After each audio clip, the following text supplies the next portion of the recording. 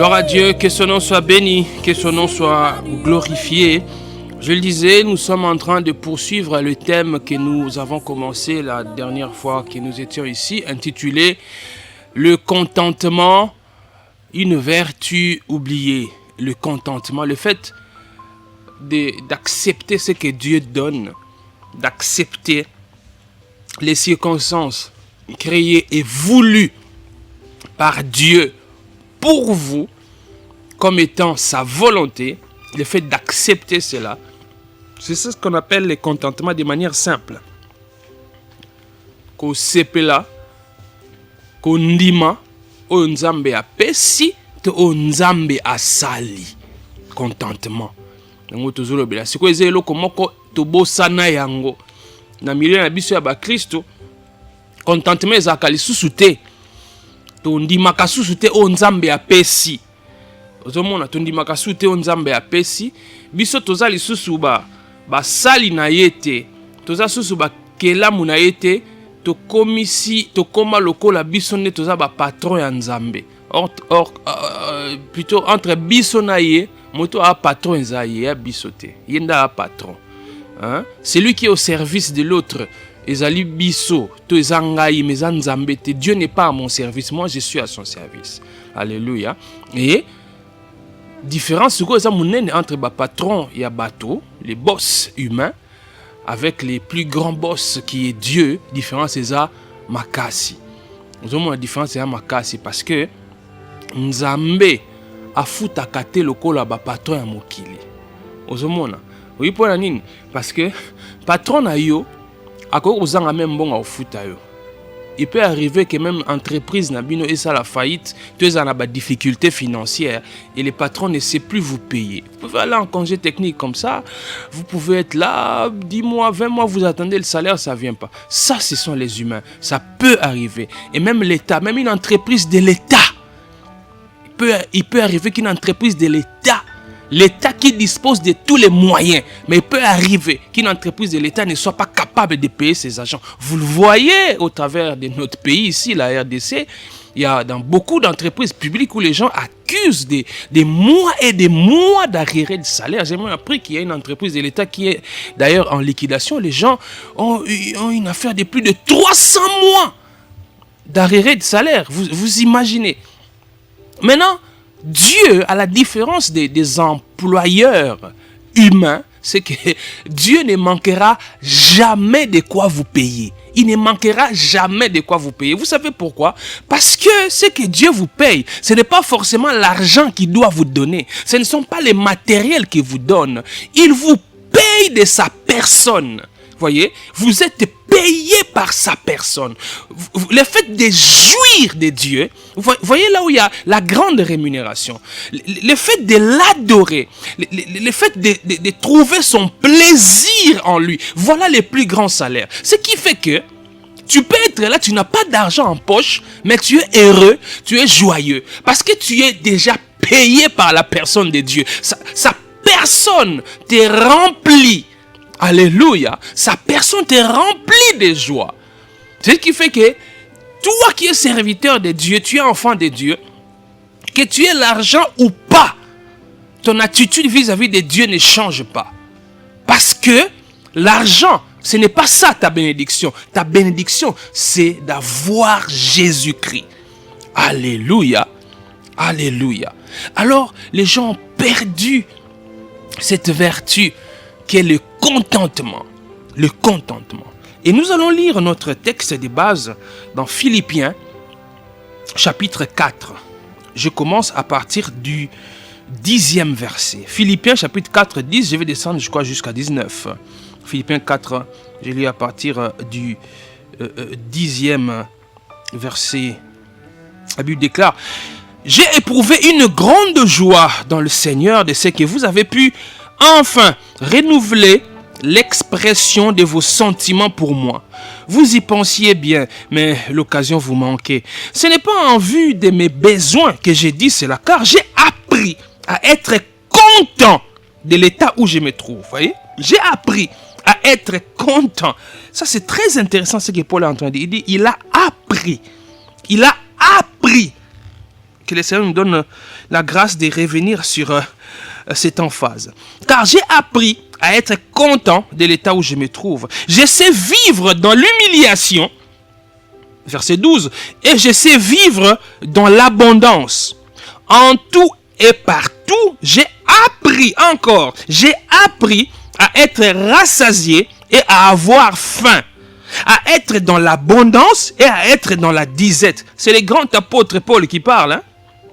Verset 13.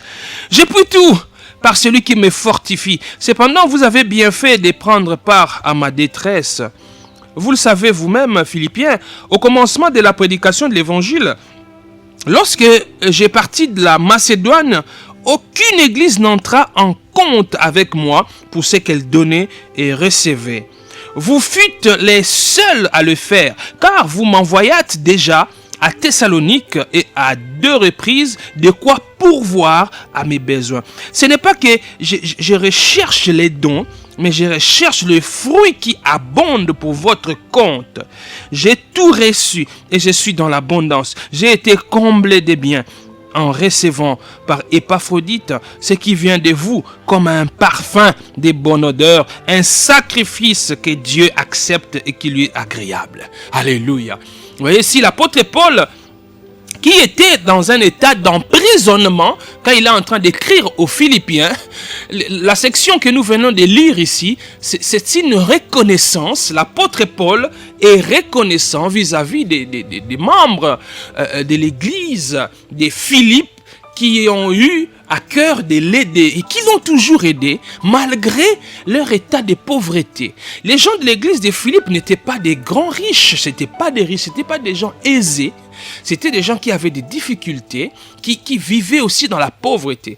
Mais malgré leur pauvreté, ils ont pensé à l'homme de Dieu. Malgré leur pauvreté, ils se sont réunis pour envoyer à l'apôtre Paul quelque chose. Ils voulaient le faire depuis longtemps, mais l'occasion manquait, comme Paul le dit ici, et ils ont aidé Paul comme ils l'ont toujours fait.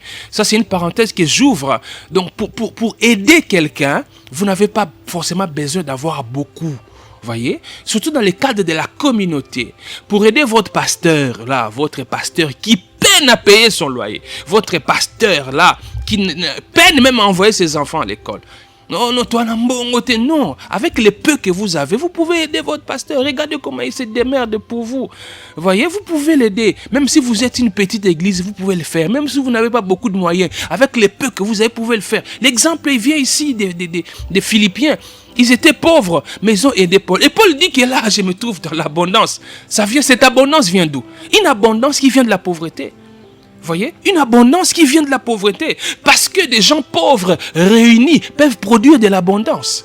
Alléluia. Ça, c'était une parenthèse. Donc, Paul est reconnaissant ici à cause de ce que les membres de l'église de Philippe ont fait pour lui. Mais en lisant bien ces textes, quand vous essayez de comprendre ce qui se passe ici, vous voyez que derrière cette reconnaissance que Paul est en train de dire, cette reconnaissance que Paul est en train de faire envers les Philippiens, nous voyons que Paul, c'était un homme qui était parfaitement content de la situation dans laquelle il était. Et cette situation dans laquelle il était n'était pas forcément heureuse. Voyez, Paul nous montre ici l'exemple du contentement.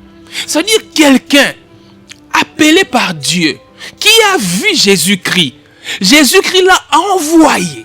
Voyez, Paul a reçu mandat directement de Jésus-Christ, qu'il a envoyé, au même titre que Pierre, au même titre que Jean, au même titre que les autres apôtres qui ont vécu avec Jésus-Christ physiquement quand il était sur cette terre. Paul a reçu l'appel. Mais regardez la vie de Paul, en dents de scie, douleur aujourd'hui, sourire demain, douleur aujourd'hui, sourire demain. Et Paul nous dit ici, il nous montre clairement qu'il est content de cette situation. Paul est même content des situations douloureuses par lesquelles il passait. Au monde, il est même content des situations douloureuses par lesquelles il passait. Mais c'est quoi le secret de Paul? Paul qui est en train de remercier les Philippiens pour leurs dons. Et en même temps, il se présente comme un exemple de contentement. Paul montre qu'il sait être content de toutes circonstances. Paul, c'est quelqu'un qui nous montre que il ne se laissait pas stresser inutilement. Voyez?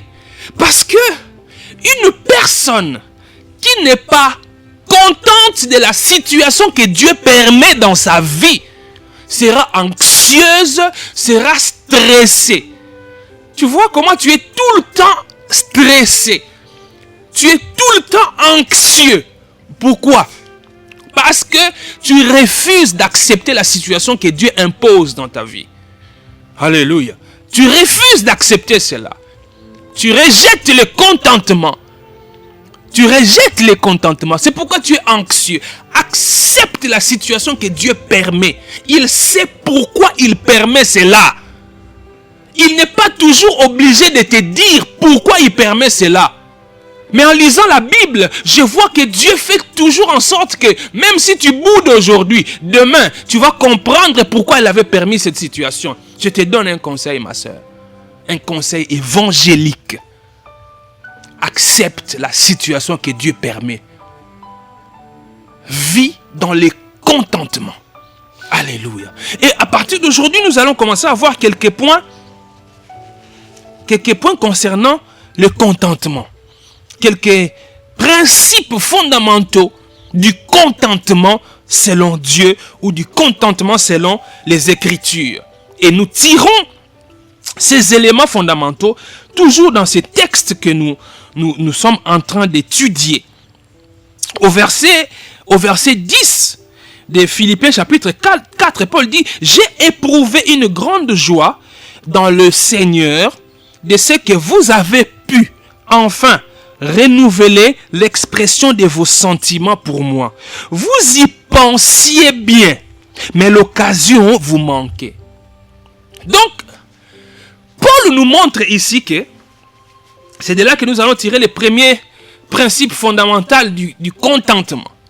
Au travers de cette portion du verset 10 de Philippiens 4, Paul nous montre ici que tout ce qui peut nous arriver, tout ce que nous pouvons recevoir, bien que cela passe par les hommes, passe par les humains, mais cela ne dépend pas de ces humains-là. Si tu peux recevoir ce que nous appelons bénédiction venant par quelqu'un, cela ne dépend pas de cette personne-là, mais cela dépend de celui qui contrôle tout. Cela dépend de Dieu. Ça veut dire que une personne peut avoir la bonne volonté. Une personne peut chercher et vouloir vous donner. Mais la décision finale pour que la personne pose un acte, pour vous venir en aide, pour vous donner, pour vous payer les minervales, pour vous aider à organiser votre mariage, pour soutenir votre ministère, même s'il a la bonne volonté, la dernière décision ne vient pas de cette personne-là, la dernière décision vient de Dieu. Alléluia. C'est pourquoi nous avons appelé le premier principe fondamental du contentement, c'est que un homme ou une personne qui vit dans le contentement, c'est une personne qui croit fermement à la providence divine. Croire à la providence divine, c'est le premier principe du contentement. Croire en la providence divine. C'est ce que Paul est en train de nous montrer ici. Ça veut dire que les hommes peuvent concevoir des projets, même des bons projets pour vous. Mais pour qu'ils mettent ces projets en exécution en votre faveur, ça ne dépend pas d'eux, ça dépend de Dieu. Si tu comprends ces choses, tu vas arrêter de haïr même les gens de ta famille. Okotika koina noko na bino noko akabakate noko atosengiye il faut ça là nous 12 mois avant pesa yo ngali ngasuko senga fe wana te pa pesa non et dépend na yete ana mbongo noko ana la akosunga yo mais dépend na yete dépend na Nzambe yemo pa yebite. Vous comprenez? Yemo pa yebite. C'est comme si tu connais ce qu'on appelle la providence divine. Tu te mettras en tête que même si je peux demander de l'aide à quelqu'un, pour que cette personne m'aide, ça viendra de Dieu. Parce que tout entre dans les plans de Dieu. En tant qu'enfant de Dieu, tu es en train de vivre l'exécution du plan de Dieu dans ta vie.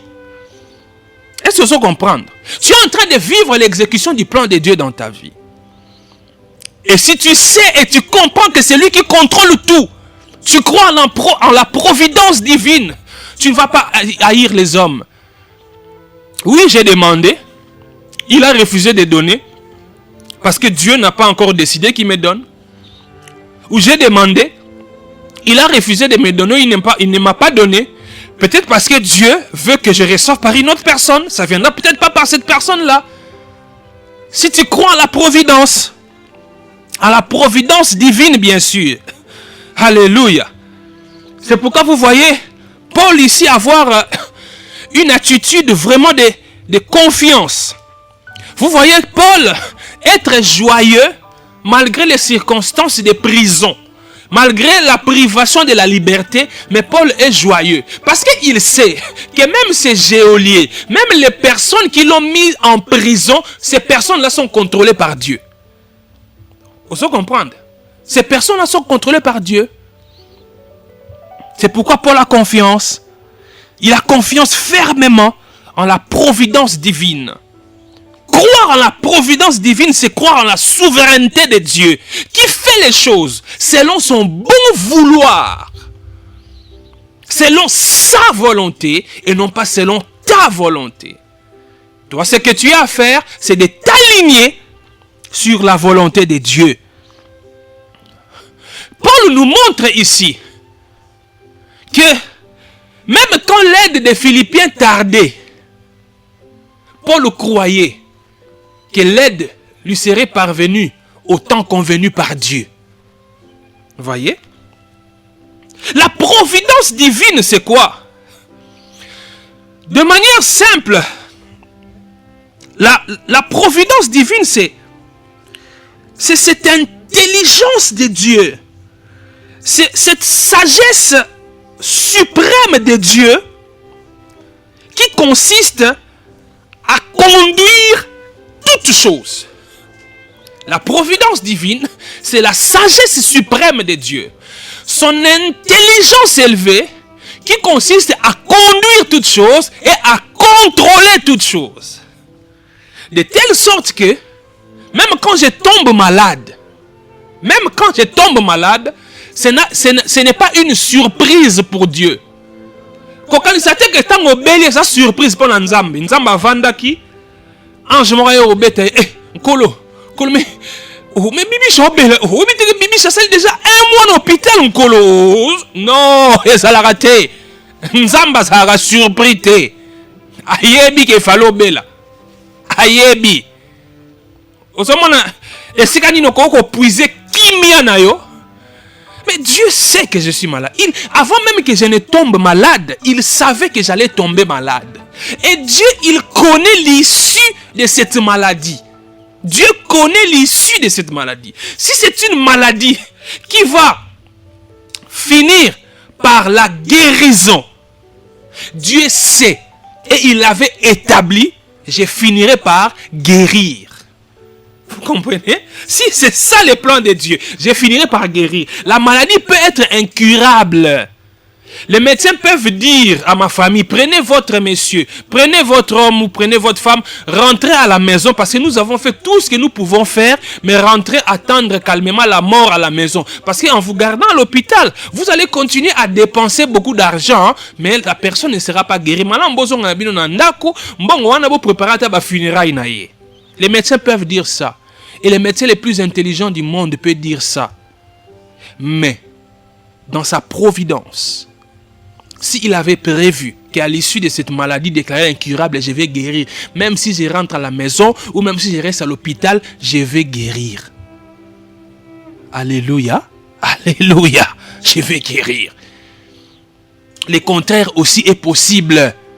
Si Dieu avait prévu que physiquement je quitterai cette terre à l'issue de cette maladie, même si vous appelez les médecins les plus intelligents du monde, même si tous les médecins du monde sont réunis, ils mettent leurs intelligences. Si Dieu avait décidé qu'à l'issue de cette maladie, je vais mourir, je mourrai. rien ne s'oppose au plan de Dieu.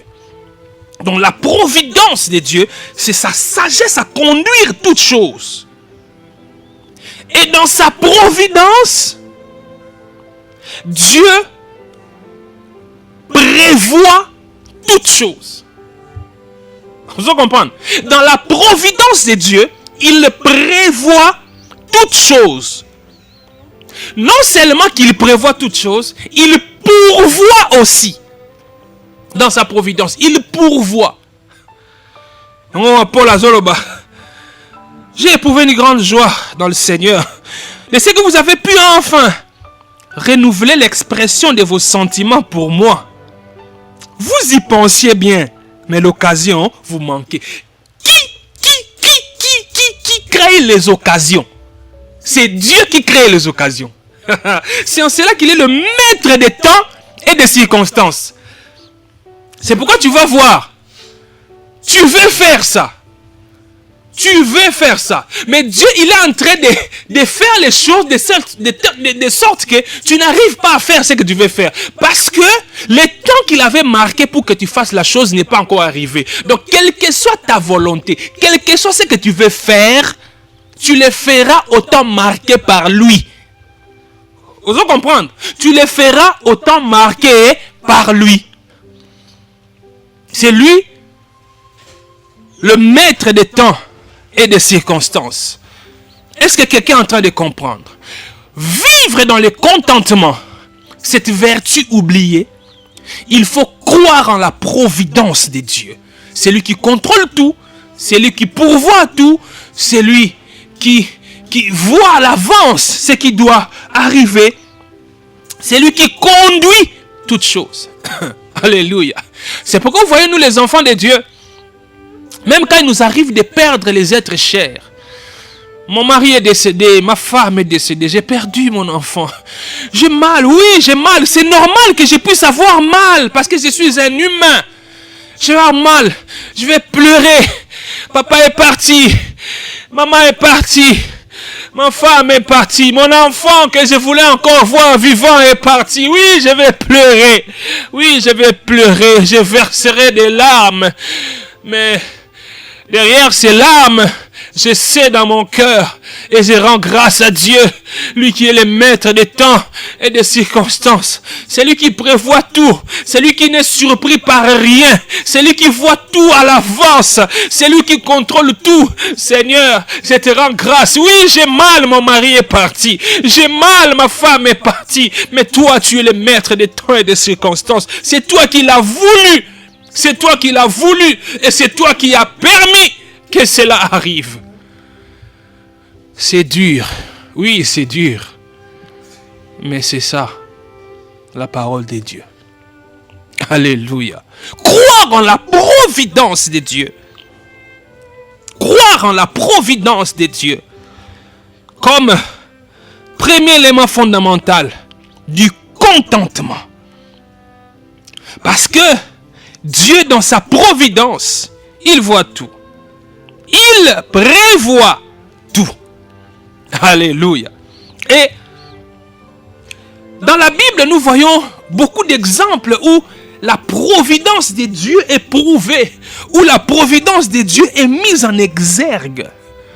Quand vous regardez, par exemple, l'histoire d'Esther. Esther. Est-ce que vous savez que dans les livres d'Esther, on n'a pas mentionné le nom de Dieu? Esther, sauf erreur de ma part, c'est le seul livre de la Bible où le nom de Dieu n'est pas mentionné. Mais c'est aussi le livre de la Bible où on voit clairement Dieu en train d'agir sans qu'on ne puisse citer son nom. C'est pourquoi quand vous lisez le livre d'Esther, vous n'avez jamais prêté attention qu'on n'a pas cité le nom de Dieu dans le livre d'Esther. Parce que vous voyez Dieu. On ne cite pas son nom, mais vous le voyez en train de conduire les choses, en train de contrôler tout. Voyez, c'est ça la providence de Dieu. Tu n'as pas forcément besoin d'entendre une prophétie. Non, on ne t'a pas donné une prophétie. Il n'y a pas une parole de connaissance qui est sortie pour te dire que voilà, ton numéro de téléphone c'est tel. Et voilà les couleurs de ton sous-vêtement c'est ça. Voilà, ton grand-père était ceci. Non, tu n'as pas eu une parole de connaissance. Tu n'as pas eu une prophétie. Non. Mais la manière dont les choses sont en train de se dérouler dans ta vie, tu vois Dieu. Oui, parce que c'est lui qui contrôle tout. C'est lui qui conduit tout. Regardez les livres d'Esther. C'est pourquoi Mardochée pouvait lui dire, qui sait si c'est pour des moments comme ça que Dieu a fait de toi reine. Voyez, Dieu avait vu à l'avance les dangers qu'allait courir son peuple d'Israël. Et la désobéissance de Vachi, la désobéissance de la reine Vachi pour être répudiée par les rois. Vous croyez que c'est venu de qui? Hein? C'est venu de Dieu? Car Dieu peut endurcir le cœur de quelqu'un. Regardez comment Dieu a endurci le cœur de Pharaon. Dieu lui-même avait donné l'ordre. Pharaon, libère mon peuple. Et c'est Dieu lui-même qui a endurci son cœur. Et quand vous regardez, c'était dans son plan. Dieu lui-même avait poussé Vachi à la désobéissance. Elle a refusé d'obéir au roi. Le roi l'a répudié. On a entamé un processus pour recruter une nouvelle reine pour le roi. Et Dieu avait une certaine Esther qui dans sa providence avait déjà prévu. Esther allait devenir reine. Esther n'allait pas devenir reine pour elle-même. Voyez? Et on Mardochée ebisiye. Maman, eza pona ba moment oyo nzambe a permettre eza pona ba moment oyo atanga nzambe te. Eza pona ba moment oyo nde okomi mokonzi. Or c'est Dieu qui avait prévu cela. Et vous voyez que le peuple de Dieu a été sauvé par la manière dont Dieu avait arrangé les choses. Esther est devenue reine. Et le roi qui aimait sa reine n'allait pas permettre qu'on puisse faire du mal au peuple qui appartiennent au peuple qui est dans la même famille que sa reine. Vous voyez la providence de Dieu? Donc tant que mon patron a inio, na sali l'autre.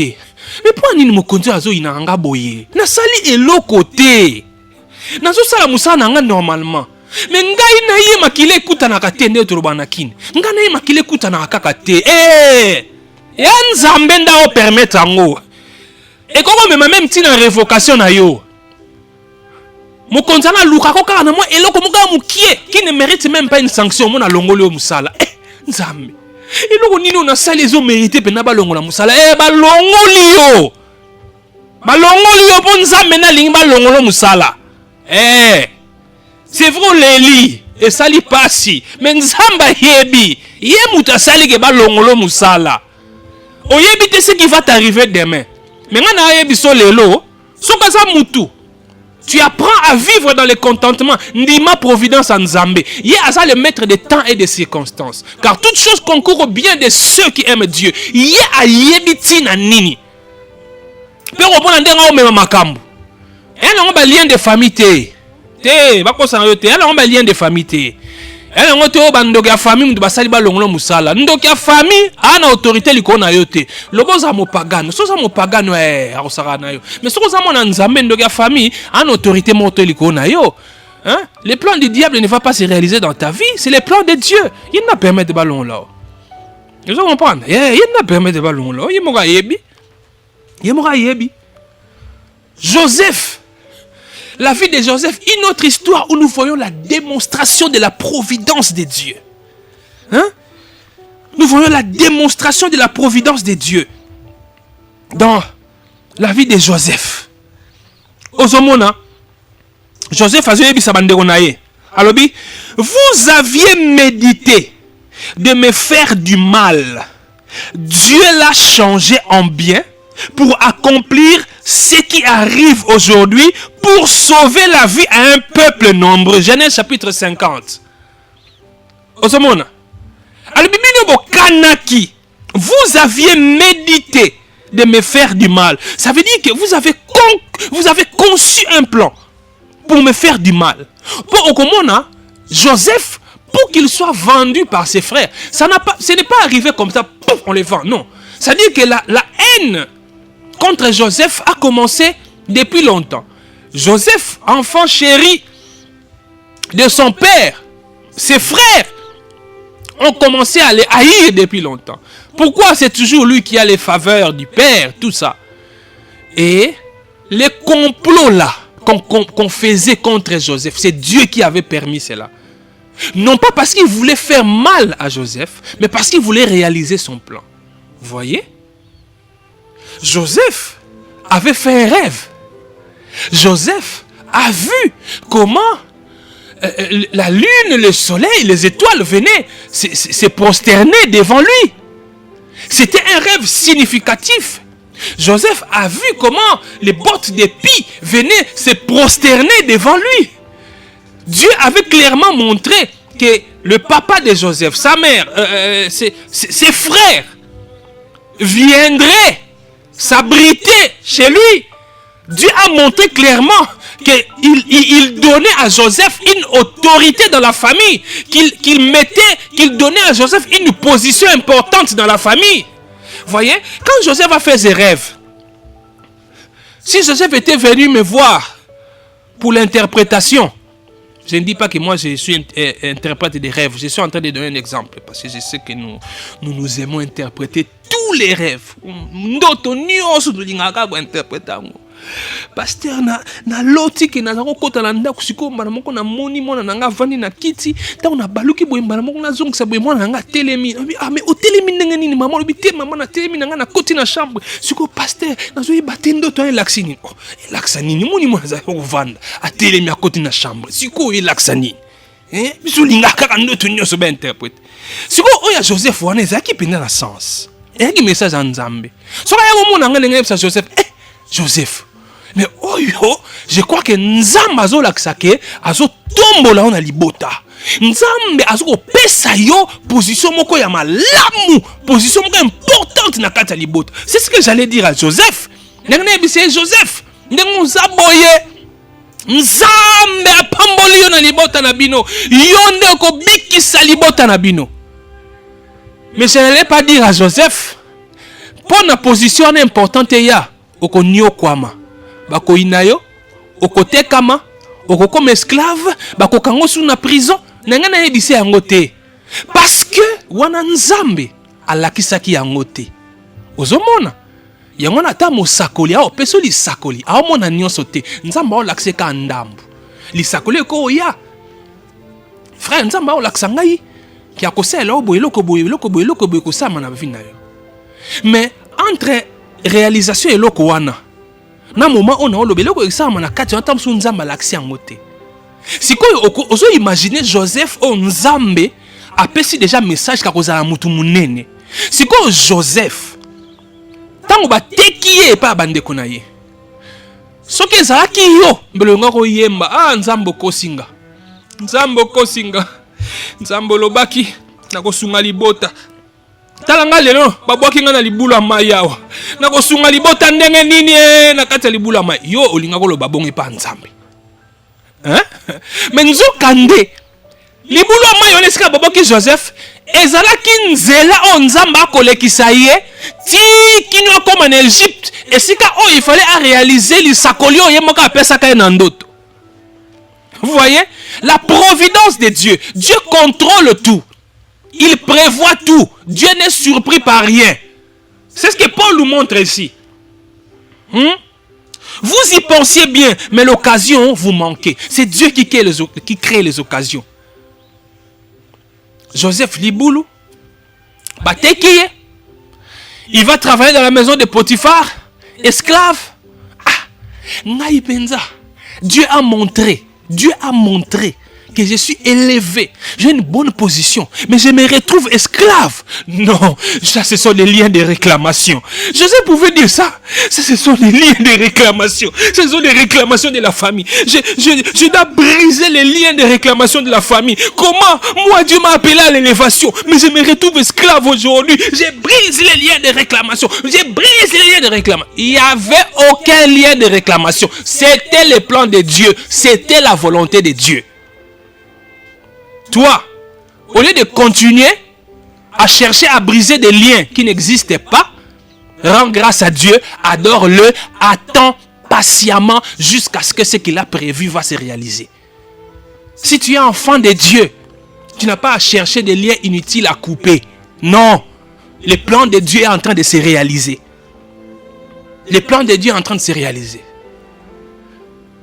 Comme si cela ne suffisait pas, Joseph se retrouve esclave, travaillant dans la maison de Potiphar. Et il y a encore la femme de Potiphar qui vient encore tenter Joseph. Elle vient encore tenter Joseph. Vous voyez? Vous voyez? Une tentation permise par Dieu, toujours dans sa providence, pour réaliser son plan. Vous voyez? Pour réaliser son plan. Et c'est Dieu, comme il dit dans sa parole, aucune tentation ne vous est survenue qui ne soit surhumaine. C'est-à-dire que, ils ont la tentation de mon côté, et qu'on y là yo, sans que Nzambe appelle son ma coquille, il y a kolonga yango. Vous comprenez? C'est Dieu qui a permis cette tentation, et c'est Dieu qui a donné à Joseph la force aussi de surmonter cette tentation. C'est là où nous nous appuyons. C'est là où repose même notre vie de sanctification. Nous ne craignons pas Dieu à cause de notre propre force. Non, non, non, non, non. Nous croyons en lui. C'est lui qui nous donne de les craindre. C'est par sa grâce que nous nous sanctifions. Oui, je parle de la sanctification progressive. C'est par sa grâce que nous nous sanctifions. Ce ne sont pas par nos efforts. Frère, ce n'est pas par tes efforts. Parce que si Dieu doit te laisser le craindre par tes propres efforts, sache-le bien que toute personne a toujours un point où si on touche à ce point-là, humainement parlant, elle peut tomber. Toute personne a ses faiblesses. Non, je vais illustrer ça autrement. Je vois, la série là ne passe plus. Il y avait une série qui a commencé, je crois, vers les années 80, 90, tout ça. Même vers début 2000, on est revenu sur ça. La série Superman, ou le film est Superman. Vous connaissez le film de Superman, non? Hein? Superman. Superman, comme son nom l'indique, c'était un super-homme. Un super-héros. Qui pouvait tout faire. Qui ne pouvait pas mourir. On ne pouvait pas les tuer. Et tout ça. Il pouvait voir même au travers des murs. Il pouvait soulever des avions. Il pouvait soulever même des planètes. Tout ça. Très fort. Superman. Mais Superman ne résistait pas devant quoi? Devant la kryptonite. Devant la kryptonite, Superman ne pouvait pas résister. Donc pour faire mal au Superman, il fallait seulement amener la kryptonite. C'est comme ça avec tout être humain. Papa. Kakandongo zawana, papa pasteur. Papa diacre. Soki nzamba tiki yo obanga ye na makasi na yo moko. Yeba yango. Ato bangi ye pendant 1000 ans. Et comme na point moko oyo kokokate okokweya. Okokweya oko résister te. Parce que ba effort ya mutu ezalaka toujours na limite. Mutu na befort na ye akoki jamais ko sepelisa nzambe à 100%. La preuve que yeso aya pona nini. Yeso ayaki parce que to échoua. To échoua ko sepelisa nzambe. Nzambe apesi mobeko ezala mutu moko te atosa. Mutu moko te atosa mobeko wana. To kweya biso nyonso. Yango Yesu Kristo aya azu esika na biso asepelisi nzambe. Nzambe akotala biso azomona Yesu Kristo. Ozomona. Donc Joseph tentation eye nzambe apesi makoki ako résister. À résister à la tentation wana, mais même lié makambo. Au monde, et même lié makambo, à qu'est-ce qu'on s'est retrouvé dans la prison? Au monde que nous sommes les qui plan Nzambe. Au monde qui plan Nzambe. Si au tel il soit Joseph, au comment a ti avec ma prison, Nzambe a comme ça Joseph mutu munene na kati Égypte. Joseph a commis deuxième personnalité Égypte. Joseph a gouverné l'Égypte. Donc, et là, au pharaon, lobby, donc, différence entre pharaon et Joseph, et Zayeka, je crois, trop nous la couronne. Mais le reste, pharaon a tiqué là qui Joseph, gouvernance d'Égypte, alors que Joseph n'était pas un Égyptien. Joseph n'était pas un Égyptien. Hein? Quelqu'un était en train de me dire, moi, je suis chrétien, Joseph, Azaki, premier ministre en Égypte. Mazaki égyptien te. Nzamba Saraki a comme premier ministre en Égypte. Mais bino mambo on a bino. Ce qui moutou moko alinga comme premier ministre, comme président, et qu'il a des origines qui ne sont pas de votre pays. Ce qui maman naye aza moutou à Kenya, papa naye aza moutou à Italie. Mais lui, il a la nationalité congolaise. Il a comme premier ministre, il a comme président. Tala nenge boko telemela ye. Mais l'église na bino butu moyi. Joseph, nzamba tombola ki Joseph. A comme ici, premier ministre en Égypte. Ça, c'était une parenthèse pour vous taquiner. Voyez la providence de Dieu. Voyez comment Dieu prévoit toutes choses. Donc, le contentement, premier principe fondamental que nous voyons aujourd'hui, c'est de croire en la providence de Dieu. Dieu qui prévoit tout. Il sait pourquoi il a permis cela. Il sait pourquoi jusqu'à présent tu ne t'es pas encore marié. Il sait pourquoi l'homme de ta vie n'est pas encore là. L'homme de ta vie existe. Dieu le connaît. Lui, le maître des temps de circonstances, c'est lui qui va faire à ce qu'il puisse vous mettre ensemble. Lui, il sait. Vous voyez? Le boulot de tes rêves. Si Dieu veut que tu puisses avoir cela, il te donnera. Mais il permet que tu sois d'abord agent de sécurité quelque part. Sois agent de sécurité. Fais-les bien. Crois en la providence de Dieu. Il sait lui-même ce qu'il va faire. J'ai appris l'histoire d'un grand professeur dans notre domaine de communication qui a travaillé dans une grande radio dans le monde. Et plus tard, ce professeur est même devenu, je crois, porte-parole d'un président. Mais on dit que ce professeur-là, quand il est allé en France, il travaillait comme pompiste. Pompiste dans une station essence qui se trouve non loin de la radio où il est allé travailler à l'international. Mais des pompistes, le maître des temps de circonstances a fait en sorte qu'il entre dans cette radio et puis il est monté et puis aujourd'hui il se retrouve au sommet de l'État. Vous voyez? Dieu, il faut croire à la providence. Il sait pourquoi. Si tu crois à la providence, tu vas supporter la douleur. Si tu crois à la providence, attends souffrir les lots. Parce qu'il lui est le maître des temps et des circonstances. On va s'arrêter là. On va s'arrêter là pour aujourd'hui. On va prier le Seigneur et nous allons continuer prochainement. Père éternel, merci pour ta grâce, merci pour ton amour, merci pour ces messages que tu nous as donnés. Oh Seigneur, donne-moi de croire en ta providence. Oui Seigneur, de croire en ta providence. Oui, j'avais les profils qu'il faut pour ces postes-là, mais on ne m'a pas pris. On a pris quelqu'un qui vaut moins que moi. Oui Seigneur, je me soumets à ta volonté. Tu sais pourquoi tu as permis cela. Seigneur, tu sais pourquoi ces fiancés, avec qui nous étions déjà avancés pour entamer le mariage, subitement il est parti. Seigneur, tu sais pourquoi. Ça m'a fait très mal, Seigneur. Très mal, mon estomac ne cesse de chauffer. Mais je réalise aujourd'hui que tu es le maître des temps et des circonstances. Je crois en ta providence, Seigneur. Je crois en ta providence. Et je ris. Je ris parce que je vois l'avenir est meilleur en Christ. Oui, l'avenir est meilleur en Christ. Non pas parce que j'aurai de grandes richesses demain, mais parce que je suis en Christ, qui est ma plus grande richesse. Merci Seigneur. Révèle-toi comme le maître des temps et des circonstances dans la vie de ma sœur et de mon frère, ainsi que dans ma vie. Au nom de Jésus-Christ, j'ai ainsi prié. Amen.